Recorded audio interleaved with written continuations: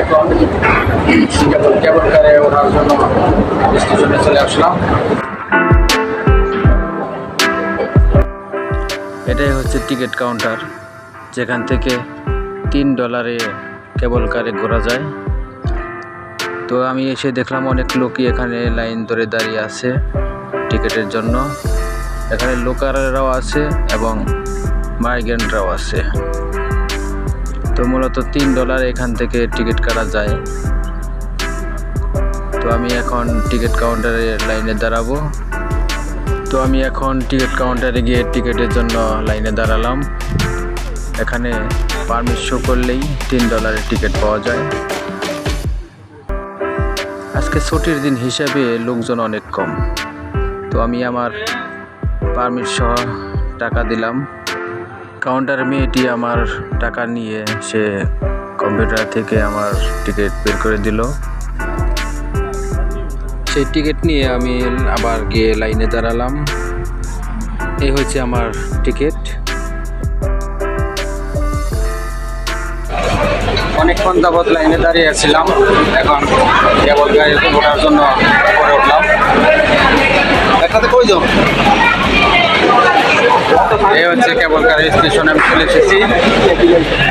আমি আজকে একাই বেড়াতে এসেছি, আমার সঙ্গে কোনো বন্ধু বান্ধব নেই। তো একা একা ঘোরাটা খুব একটা ভালো লাগে না। তারপরেও কাউকে না পেয়ে আমি আজকে একাই চলে আসলাম। দেখতে পাচ্ছেন একটু পর পরে কেবল কার আসতেছে যাইতেছে। ছুটির দিন হিসাবে অনেক মানুষ কম, সচরাচর এত লোক কম থাকে না। তো যত সন্ধ্যা হবে তত লোক আরো বাড়বে।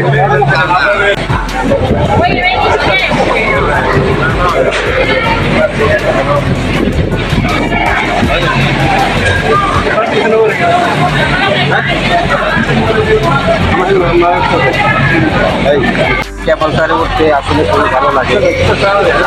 অনেক উপর দিয়ে চলে, তো উপর দিয়ে গেলে নিচের দৃশ্যগুলো অনেক সুন্দর দেখা যায়, ছোট ছোট দেখা যায়, খুবই ভালো লাগে। আমি এক সময় উঠেছিলাম রাতের বেলায়। তো রাতের বেলায় উঠলে কিচ্ছু দেখা যায় না নিচে।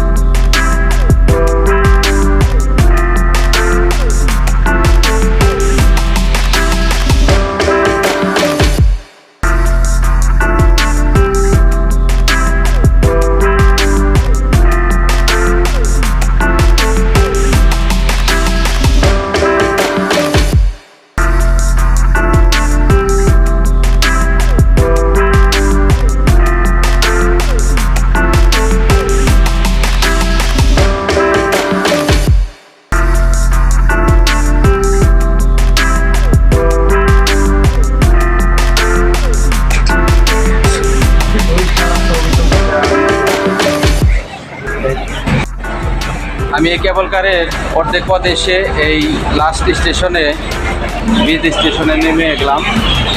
তো এই পথ থেকে ঘুরে যাওয়ার চাইতে ব্রিজ স্টেশনে নেমে ব্রিজে একটু ঘোরাফেরা করা অনেকটা ভালো।